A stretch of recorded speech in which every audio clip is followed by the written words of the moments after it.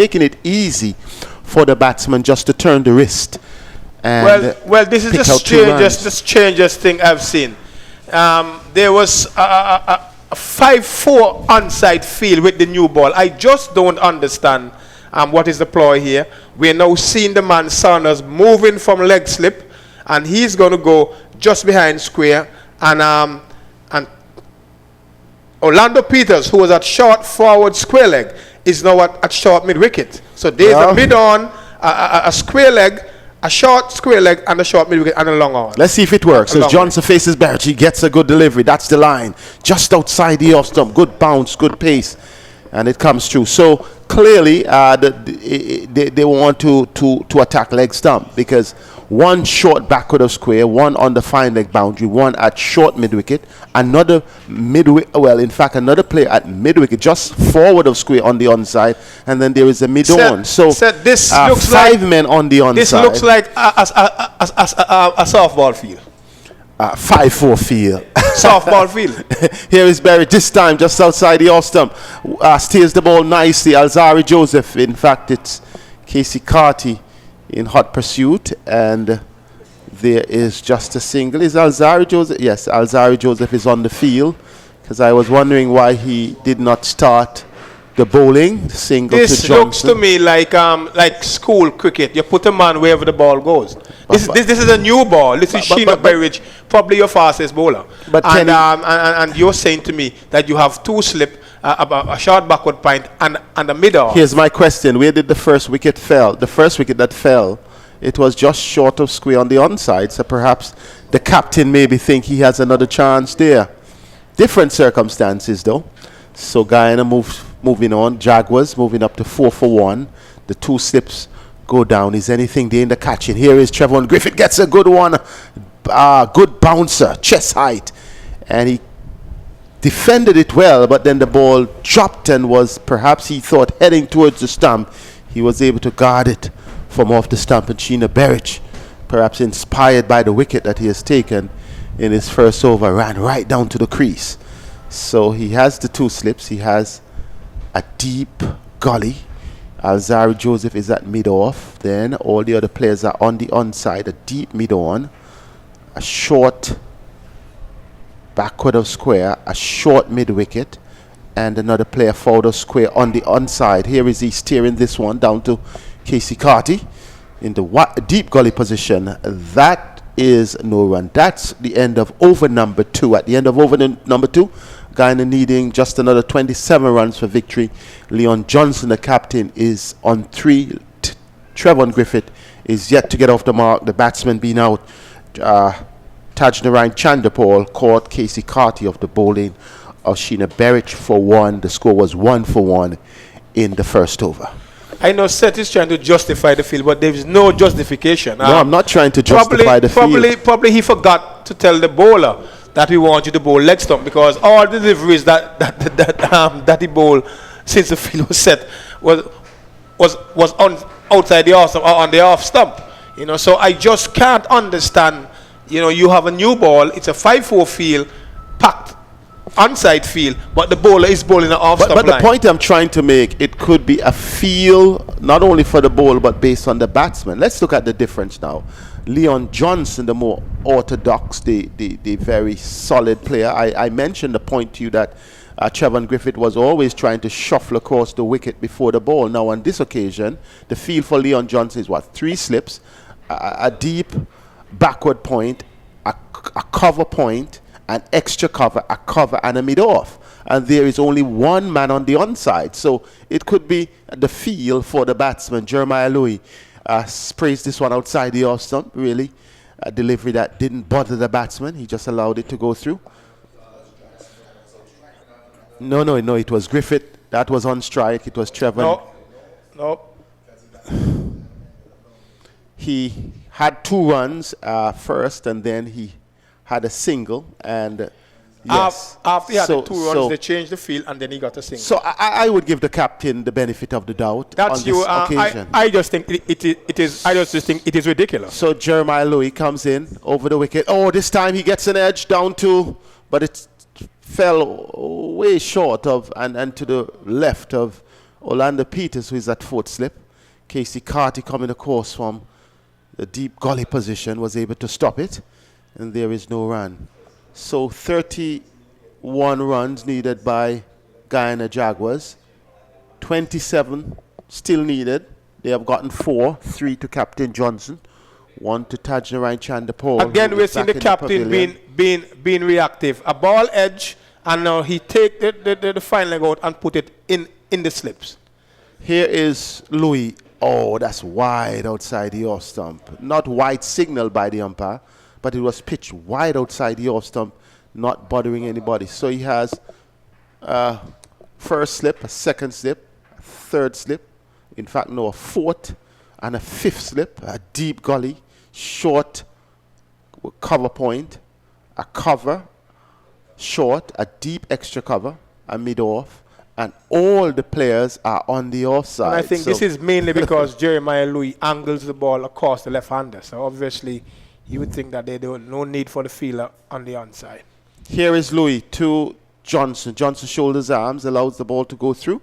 And once again, there is no run. Just if you have just joined us, Guyana Jaguars, they are sensing victory here in their game against the Leeward Islands Hurricane. They dismiss the Hurricanes this morning for 138 after they would have resumed on 130 for 7 with Joseph on 15 and Louis on 17. Louis did not add to his overnight score before he was caught by Johnson of Moti for 15, and then Berich was LBW to the same bowler. This one is down the leg side, the ball taking the pad and going out into the onside, coming through for the leg by. Score moves to 5 for 1.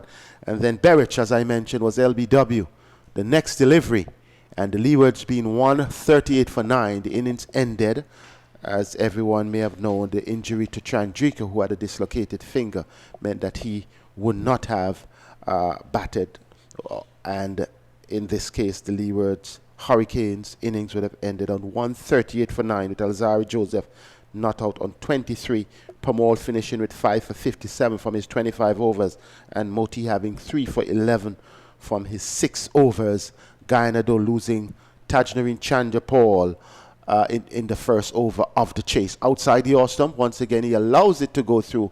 That completes the over. Louis' second over, the third over of the Guyana innings. They are 5 for 1. Tajnarai Chandapal, the one who went packing, caught Casey off the bowling of Berich for 1. It was 1 for 1, and since then Johnson has joined Trevor Griffith, and the two continue to take their merry time because they really don't need that many runs. Certainly, and we now see after that very strange field setting. Now we are now seeing Raheem Cornwall being introduced, and I know Denmo will probably say that they are mic'd up. Well, Denmo has gotten the opportunity now because I was take over from you. I was wondering why is it in terms of what we saw yesterday with the pitch? Why is it that we didn't start with the spin? We started with Shino Berridge. He got a wicket with his was his first delivery. Yes, first delivery. He got a wicket, and then we now seen spin. We now seen Raheem Cornwall will take over from the far end. What were your thoughts of that field we saw there? It was strange. I think it was really a field set for bad bowling because, and then like you said, the captain didn't give the memo to the bowler because he set a predominant leg side field, a 5-4 field, and then the bowler pushed all the deliveries outside the line of the off stump thereafter. So clearly the communication wasn't between the bowler and the captain. The captain just seemingly reactive to whatever he was seeing. You felt there was a plan. You felt that was discussed out in the change room. Kenny Benjamin, remember I'm not Jesus Christ, so I wouldn't know these things. Good morning to all who are listening to us here at the Sir Vivian Richards Cricket Grounds.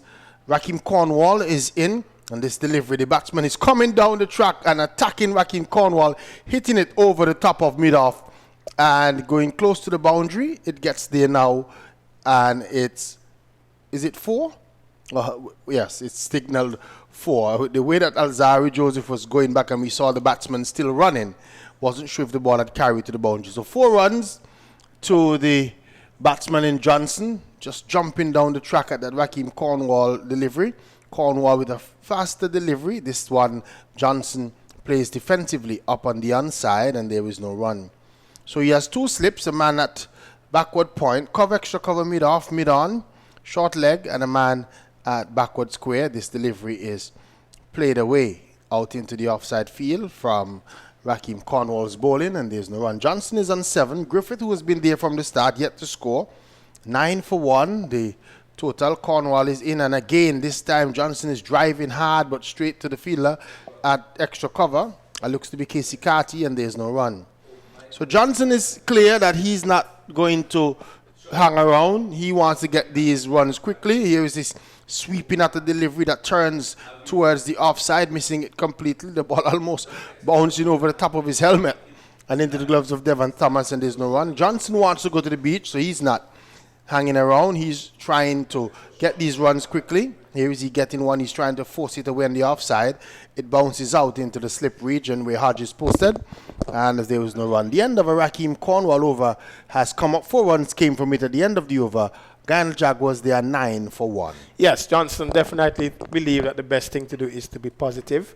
Even though he lose a couple of wickets here or there. But he's a captain, and he's thinking, let us not get bogged down. Let us play cricket. Let us play some cricket and be positive. Don't let the Leeward Islands get into a rhythm, and maybe panic could set in. Obviously, there is Barnwell and there is Bramble who can hit the ball. Johnson is no slouch, but the rest of the Guyanese are accumulators, and so he would want to make sure that you don't have to depend too much on the lower order. A new over is starting, and he's jumping down the track is the batsman in Trevon Griffith, looking to launch this one somewhere over the top of the fielders, looking like he's playing a one-day shot. Where did that come from, Kenny Benjamin? Well, probably because he saw the captain, went after Raheem. But I think that the captain is now saying, listen to me, man. Just wait until that ball comes close to you and work it on the onside. There's no one there. No sense trying to force that delivery. Probably said, skeg banner, no? He said, hey. He said, none of that banner. Just wait until he bowls in the right area. So it's going to be Louis to continue. Runs down past the umpire, in and bowls outside the line of the off stump, and Griffith now plays in the approved manner, just watches it as it goes by into the gloves of wicketkeeper Devon Thomas, and there's no run. Looks like we have 2 fans this morning of the Leeward Islands, or is it one? Oh, okay. I'm seeing a red shirt. I'm seeing 2. Two people.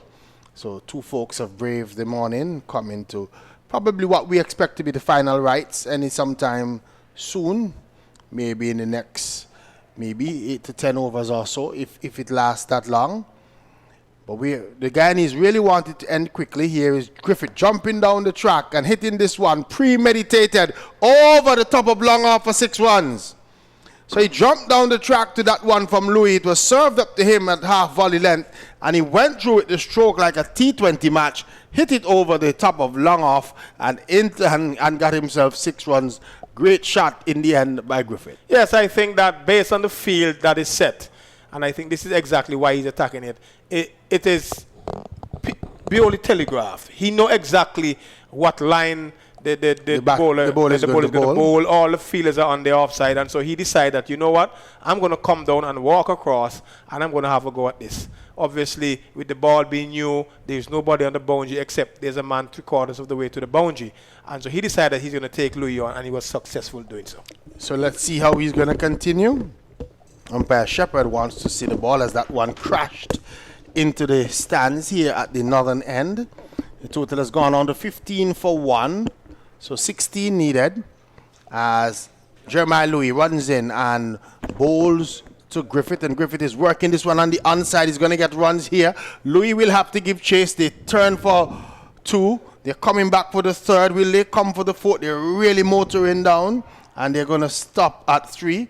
The bowler himself had started to give chase in Jeremiah Louis, and then Shino Berridge, realizing it was the bowler that was giving chase, moved away from the mid-half region and sprinted across to help him, and the batsmen were able to come through for 3. So it goes up to 18 for 1, 18 for 1. Johnson is on 7, and Griffith goes quickly on to 9. Good morning to you, Vincey Boyle. Good morning, Denmo. Good morning, everyone. How was the Sabbath yesterday? Sabbath was restful. It was restful. Yes. If you had given a different answer, my other friends from the Adventist faith would have said, huh? The Sabbath is supposed to be restful. Outside the line of the off stump, was looking to play the cut shot. The ball bounced higher than he probably thought, and it went through to the wicket keeper, and there is no run. So, Here we see Guyana taking advantage of Leewards trying to be over aggressive, I guess. I don't think Leewards they had any choice. They don't have any runs to really to defend.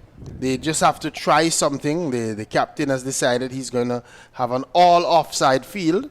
I'll give it to you after this delivery. Here is Jeremiah Louis in outside the line of the off stump, and looking to crash this away was Trevor Griffith, not making contact, and there's no run. Now, as a matter of fact, I can't give it to you because the end of the over has come up. At the end of it, 18 for 1, the Guyana Jaguars. Lane Johnson on 7 and Trevor Griffith on 9. Yes, and I quite agree with Kenneth when he said earlier that the Leewards captain seems to be reactive with a lot of things. In the first over, where we saw Sheeno Berridge bowl that first over, where he had a very heavily packed onside field, I think that was clearly a reaction to how Sheeno Berridge started in the first innings when he was straying down the leg side, and they were hoping if he strays that they could capitalize on that particular type of delivery.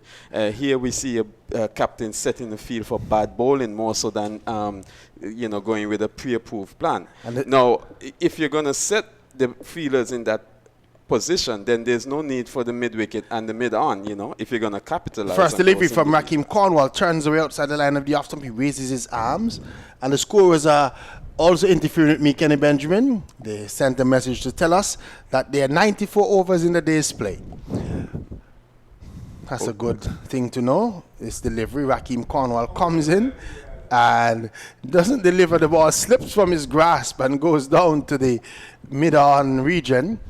And dead ball is the signal from the umpire. Here is Raheem Cornwall in, and this delivery bounces and turns outside the line of the off stump. The batsman in Griffith doesn't have to offer stroke, and into the gloves of the wicket keeper. You see, how is that going to help the Leeward Islands? They just probably need to know.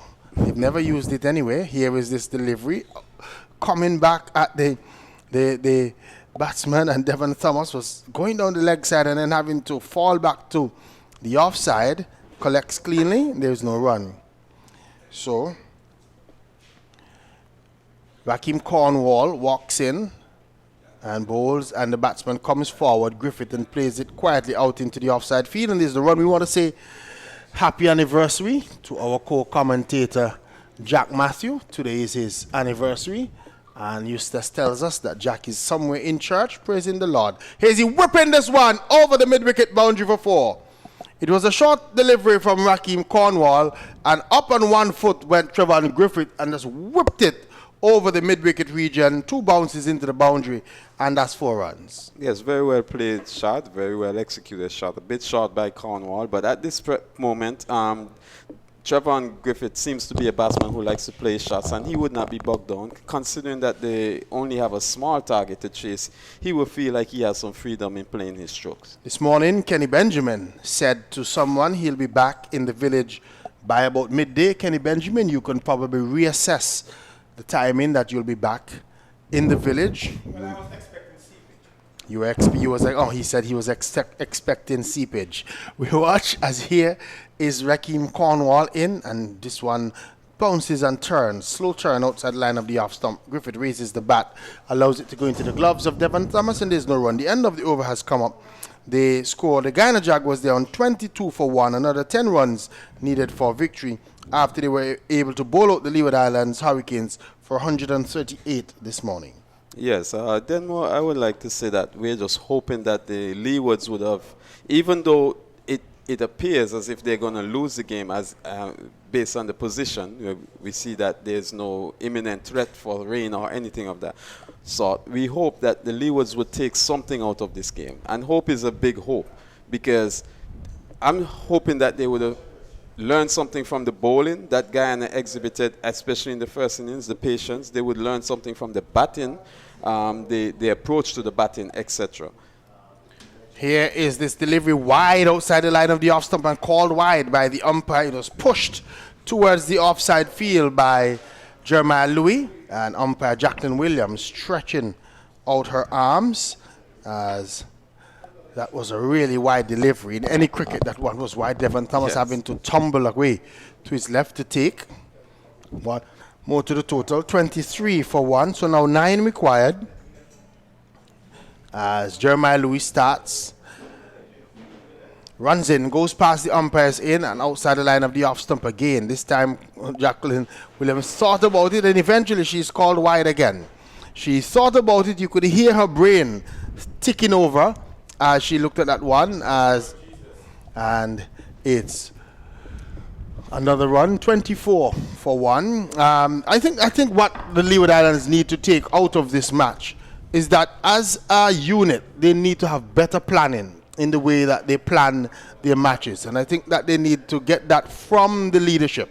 The coach in Winston Benjamin has to understand that this is a professional setup, and he has to have a more professional approach to the way that he does things. Here is this delivery. He struck away on the onside. There's going to be runs here.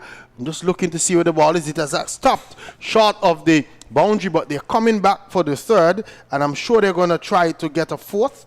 They come back now. Is it 4 that they've run? Yes. 4 runs that all run inside, because there was no one on the onside, and wicketkeeper Devon Thomas is the one that was giving chase from behind the stumps, and the Guyanese go up to 28 for 1. 28 for 1, so it's getting close to the end here for the Leeward Islands. No doubt the Leeward Islands Hurricanes, they would be able to go and probably enjoy the beach. I wonder where they stay in Kenny Benjamin. You know, they had a Island Inn, we were told, in Otters. Yes. Okay. I don't know of Island Inn. The range just next to the Lutheran Church on the hill. Or just next to the Lutheran Church on the hill. Yep, they can make the church service up there, and they probably make the Spanish one, but here's this delivery driven up on the offside, and there's no run. Because at the Lutheran Church, I think they have the English service early, and then the Spanish service is at 11. So if any of the Leeward Island Hurricane guys can speak Spanish, they could join that 11 o'clock service that is done in Spanish at the Lutheran Church. Because it's in a matter of time, it's just 3 runs required Are you for saying they victory. need Jesus? They probably do need Jesus. Here is this delivery outside the line of the off stump, flashing it through the slip region is the batsman in Leon Johnson. It flew past Orlando Peters, who's at that third slip position. His hand, by the time he moved it, the ball was almost in the boundary. That one is a typical example of what they say, when you flash hard, and Johnson flashed hard at that one, picked up 4 runs, 32 for 1. The Guyana Jaguars have defeated the Leeward Islands by some 9 wickets. Yes, and we knew that was on the card this morning, probably since yesterday. You know, I must commend Guyana in the way they stuck to their task. They were patient. They had a plan. They played to the plan. They executed it, and they were successful this morning. You suggested that not just a while ago that maybe the leadership and management need to come with a plan, etc. I would want to believe that the coach had a plan for the game. The problem is the players did not stick to the plan, and I am wondering, how often do players meet? How often do they come together themselves and take stock of what they're doing? Yeah, Benjamin, I'm sure, will invite you to listen to Progressive Sports in the evenings, Monday to Thursday from 7 to 8 p.m. because we did speak to the Leeward Islands Hurricanes coach before this match, and we asked him about the plan for this match. And Kenny Benjamin, you can tell us what was his response. Well, we did ask him what he was expecting in terms of what was going to be the approach and so on, and he said that expecting, he's not Jesus Christ. Oh, So That's an we interesting- were wondering in terms of when we say expect, obviously you can expect something. It doesn't have to go that way. But in terms of planning and so forth, obviously when you watch the two teams play, you could see that the Leeward Islands definitely was at sea. You see, Guyana came out, and even though they were very simple, like I said, they don't possess a lot of superstars. But what they have is some discipline. Individuals who will go out and play for the coach, play with the plan that the coach spoke to them about. We cannot watch the Leeward Islands and say, hey, this is what Leeward Islands is doing. We knew Guyana was playing a patient game. We saw that both in fielding and both in batting. They were just going to grind the Leeward Islands down. That was the plan. We saw that. They knew that that's what they were doing. But what was the Leeward Islands plan? They came out on the first innings. They didn't bat very long. Well, they didn't bat very well. But then the second innings, it was even worse. Well, I would definitely say that Guyana won the war of attrition. They stuck to their guns, and even though we commented about Chandapar's slow progress, he obviously was somewhat effective because batting 150-something deliveries, and they didn't pick up his wicket until he had batted over 150-something deliveries. That's how many overs? In excess of 25 overs. The bowlers now started to try different things and not sticking to their plan. And we saw the opposite. We saw the opposite with Munson Hodge, who tried to bat slow, wasn't scoring either, but all of a sudden he gave it away, and that was the situation with him on both occasions. Tried to bat long, then he just seemed like he don't have that span I think the problem with Munson Hodge is not the fact that he's batting long. Is the fact that he has not developed the ability to score. So he's at the crease for a long period of time, and when he looks up at the scoreboard, there is not too many runs because he's not getting any singles. When we looked at his he had a lot of deliveries and a lot of dot balls. He scored when he was scoring. He didn't have a lot of scoring shots. So he was just blocking. So even though he was there for an hour, he's probably starting to get mentally and physically tired. And when he looks up at the screen, that he realizes that, hey, I'm still on 15 of 68 deliveries with 62 dot balls. He had 2 singles in his innings. When you were on yesterday, Vinci, I think, and you spoke about that at a period. I can remember the Hurricanes were on 36, and they were on 36 for about 5 overs. And you spoke about that they are not scoring. They have been on 36 for so long. And as soon as you said that, we can start falling because they sort of felt pressure. They sort of felt that, hey, we have to score now, which it is not a limited over game. This game was about batting time. So even though the score was on 36 for a long time, you need to absorb that pressure. Kenny Benjamin, let me give you something. Let me give you something.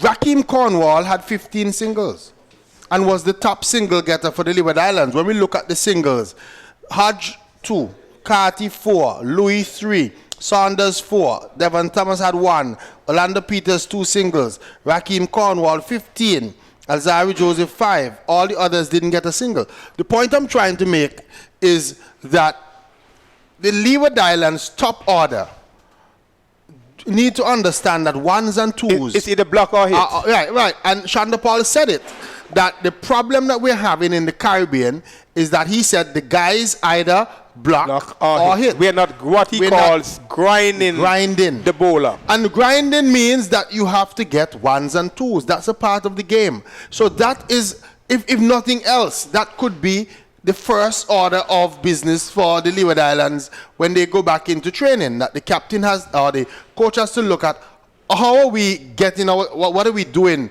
Why we're not getting singles? Why is it?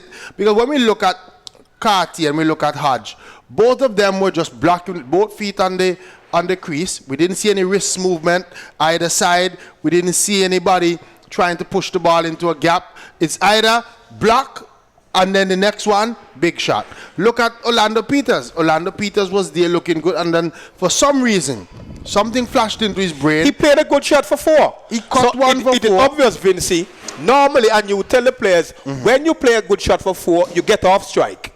And that is exactly what he didn't do. He played a big shot for 4, bam, then he blocked the other one, then he went for a big shot. A big shot against the spin. So we just have to... And look at the contrast with Guyana this morning. We saw them batting long. We joked about how they were batting long and not scoring. And today, when it was required, they upped the gear. Yep. So it was obvious that it was a definite plan. Their whole approach in terms of batting, grinding the Leeward Islands down, letting them spend time in the field, and then we work on their mentality. Because the scorer was sending me a joke, and she was saying that the Guyanese might use 92 of the 94 overs to get the 33 runs. Just based on the fact that they can bat slowly if they need to. But I think that the difference is, and especially when we saw Singh and one of the other batsmen together, they were working the ball, so they were running for the singles, etc. What I would say is that even though, let's compare Mansin Haj and Chandapal. Yes, Chandapal batted a lot more dot balls than